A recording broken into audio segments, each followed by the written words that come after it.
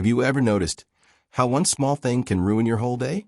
Maybe it's someone cutting you off in traffic, a friend making a sharp comment, or a family member saying something that hits a nerve. Suddenly, you're replaying it in your mind over and over. And the worst part? That person has probably moved on, while you're stuck carrying the weight of irritation. Anger has this sneaky way of stealing our peace. It drains energy, tightens the chest, and leaves us restless. And yet, most of us live as if anger is unavoidable. But let me ask you, what if it wasn't? What if you could reach a place where no one's words or actions could disturb your calm? Imagine walking through life so centered that insults, judgments, or even unfair treatment simply slide off you, like water rolling off glass. This isn't about becoming numb or cold. It's about becoming stronger, freer. Carl Jung, one of the most influential psychologists of the 20th century, left us powerful insights on how to reach that place of inner strength. And today, we're going to explore how you can apply them to your daily life. So stay with me until the end, because once you understand this, you'll see people's behavior in a completely new light. And if inner peace is something you're searching for, go ahead and subscribe. You don't want to miss the rest of this journey. Here's the first truth Jung revealed. When someone bothers you, it's rarely about them. It's about you. Strange, right? But think about it. Someone might make a careless remark. One person shrugs it off. Another feels deeply wounded. The difference isn't in what was said. It's in what it touched inside. Jung believed outer conflicts are mirrors of inner conflicts. What disturbs us most in others usually reflects something unresolved within ourselves. He called this projection. We project our denied, hidden, or suppressed traits onto other people. Take arrogance as an example. If arrogance drives you crazy, it may not just be about them.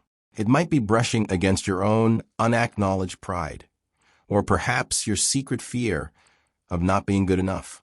When someone calls you lazy, and it stings, it could be because deep down, part of you already fears it's true. That's why anger is such a powerful teacher.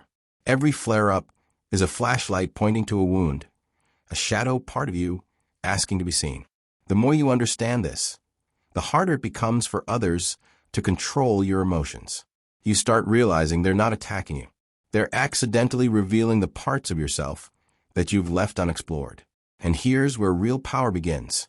So if you're curious to uncover the deeper psychology of your triggers and learn how to free yourself from them, don't forget to subscribe, because what comes next is where the real transformation happens. Now let's go deeper into one of Jung's most powerful ideas, the shadow. The shadow is everything about ourselves that we deny, repress, or simply refuse to look at. It's the parts of us we'd rather not admit exist. Our fears, insecurities, impulses, and traits that don't fit the image we want the world to see. Think about it. Most of us want to appear kind, disciplined, confident, hardworking. But what happens to the moments when we feel selfish, lazy, jealous, or even cruel? Instead of facing them, we push them down into the unconscious. Jung called this hidden storage the shadow. Here's why this matters. When someone says or does something that bothers us, it usually means they've touched a piece of our shadow. That's why it hurts.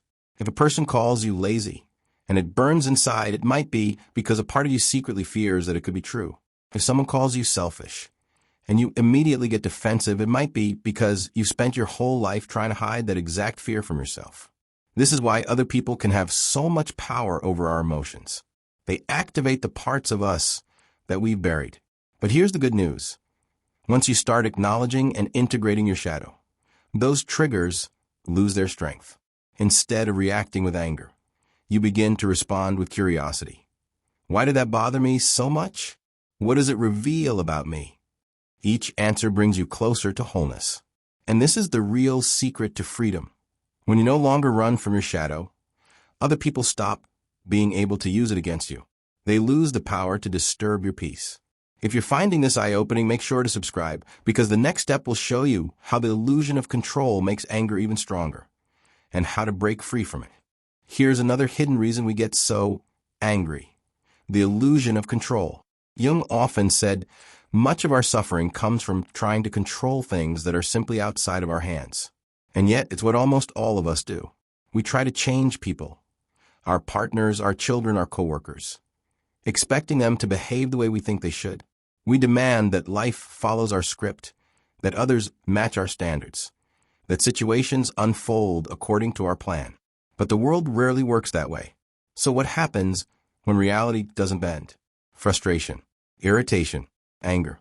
Because deep down we've convinced ourselves that life should be a certain way, that people should treat us with respect, that traffic should move faster, that opportunities should arrive when we want them. And when they don't, anger bursts out. But here's the truth. The world doesn't follow our shoulds. It follows its own rhythm. Trying to force it otherwise is like yelling at the rain for falling. It doesn't change the weather. It only leaves you soaked in resentment. Peace begins the moment we stop fighting reality. When you release the need to control others, you discover a strange freedom. No one can make you angry because you no longer demand that they act differently. You accept them as they are. And acceptance isn't weakness. It's power.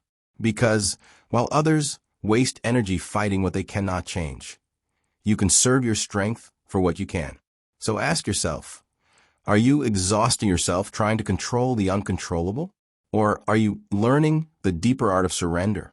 If you want to discover how moving from ego to self changes this battle completely, make sure to subscribe. You don't want to miss what's coming next. To really understand why some people never seem shaken, even in the face of insult or attack, we need to look at one of Jung's deepest insights, the difference between the ego and the self. The ego is the small self. It's the part of you that craves validation, recognition, and control. The ego wants to be seen as right, respected, important. And because of that, the ego is fragile. The moment someone criticizes you, ignores you, or treats you unfairly, the ego flares up. How dare they? Don't they know who I am? That's why anger comes so quickly. It's the ego defending its image. But the self is something far greater. The self is the higher wholeness inside you, the part of you connected to something eternal, unshakable, beyond the ups and downs of everyday drama. When you live from the self, your worth isn't tied to other people's opinions. You don't need their approval because you know your value doesn't come from them. Think about it this way.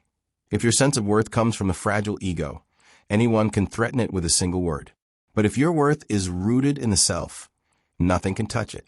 Insults bounce off. Criticism loses its sting.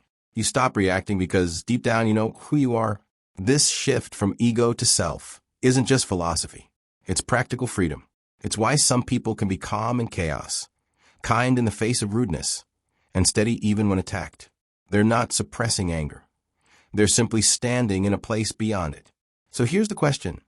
Are you living from the fragile ego or from the unshakable self? Learning to make that shift is the key to never being bothered again. And if you want to explore the practical steps to get there, don't forget to subscribe. Because next, we're diving into the real tools you can start using today. Now, let's get really practical. Because ideas are powerful, but they only change your life when you know how to use them. Jung gave us the theory. But here's how you can begin living it day by day. Step 1. Observe the trigger. The next time anger rises, don't jump to react. Pause. Notice what's happening inside. Is your chest tightening? Is your jaw clenching? Is your heart racing? That pause creates space between you and the anger. And in that space, you regain control. Step 2. Ask yourself, what part of me is being touched here? Instead of focusing on the other person, turn the question inward. Did their comment strike at your pride? Your fear of being unworthy? Your hidden insecurity? Remember, triggers are mirrors. Step 3. Journal or reflect. This is where real healing happens. Write down what bothered you and ask, where have I felt this before? Maybe it's from childhood criticism, a parent's harsh words, or years of comparison. Once you trace the root, the emotion begins to lose its grip, because now you see it for what it is, not just about today, but about old wounds resurfacing. Step 4. Practice detachment. Here's a secret. What people say often has more to do with them than with you. If someone lashes out, it's usually their projection, their shadow spilling over. When you remind yourself of this, you stop carrying their burden. Their behavior reflects them, not your truth. Step 5. Train neutrality.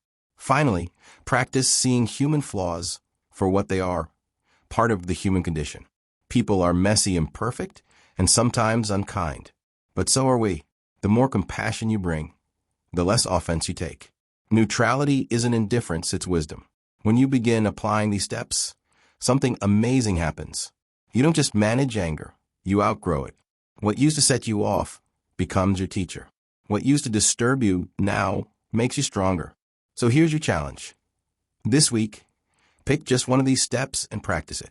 Start with observing the trigger, then slowly build from there. Each small step is a seed of peace growing inside you. And if you want to go even deeper, subscribe now, because next we're diving into Jung's fascinating technique of inner dialogue, a method that can completely change how you handle anger. One of Jung's most creative tools for dealing with strong emotions was something he called active imagination. And it might sound unusual at first, but it's incredibly powerful. Instead of suppressing anger or letting it explode, Jung suggested talking to it. Yes, literally having a dialogue with the part of yourself that's upset. Think of it this way. Every emotion is a messenger. Anger isn't random. It's trying to tell you something. But most of us either push it down or act it out, and in both cases, we miss the message. What if, instead, you treated anger like a character sitting across from you? Next time you feel irritated, try pausing and asking, "What are you trying to tell me?" Maybe anger says, "I feel disrespected." Maybe it says, "You're ignoring your own needs." Or maybe it says, "This situation reminds me of an old wound you haven't healed." By giving anger a voice, you stop being its prisoner and start being its translator. Instead of seeing anger as an enemy, you begin to see it as a teacher. This practice turns raw emotion into self-knowledge. It transforms conflict into growth. And over time, you'll notice something amazing. The more you listen to your emotions, the less they need to scream.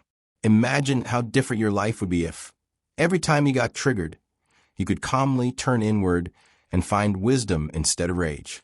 That's the gift of inner dialogue. If this sparks your curiosity, subscribe right now, because in the next part, we'll explore how reframing your relationships can make even the most difficult people your greatest teachers. Here's a mindset shift that can completely change the way you move through the world.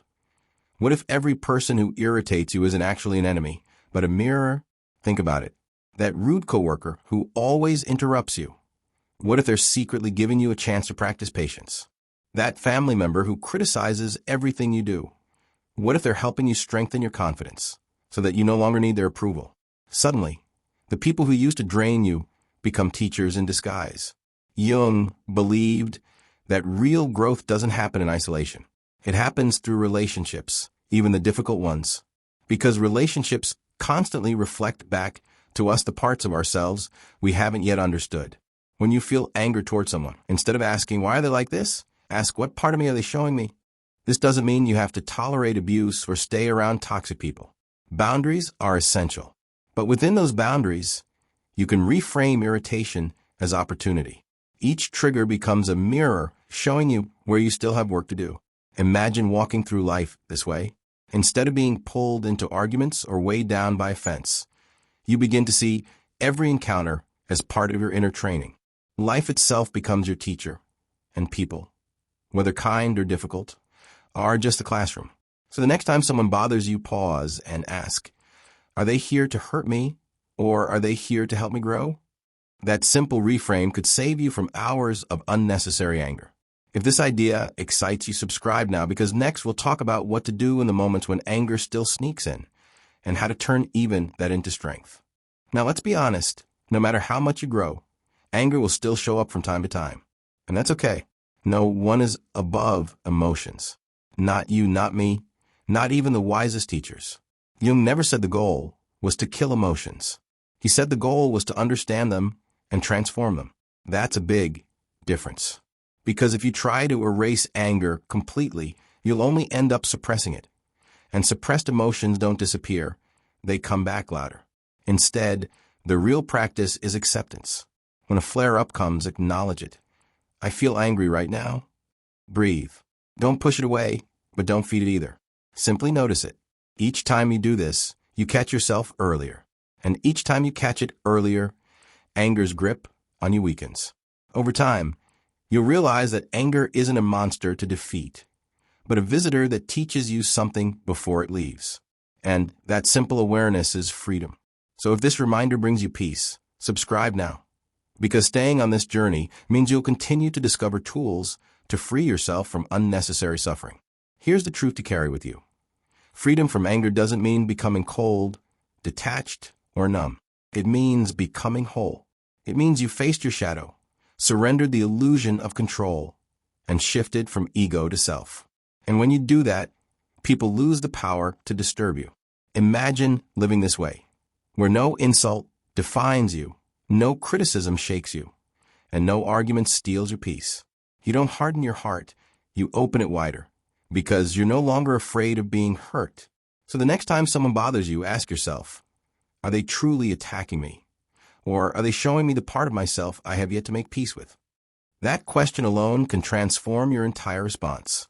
If this spoke to you, don't stop here. Subscribe and stay on this journey of inner strength and peace. Because every week, we're uncovering new ways to grow, to understand ourselves, and to live with a calm that no one else can take away. And remember, peace isn't found when people finally stop bothering you. Peace is found when they can't bother you anymore.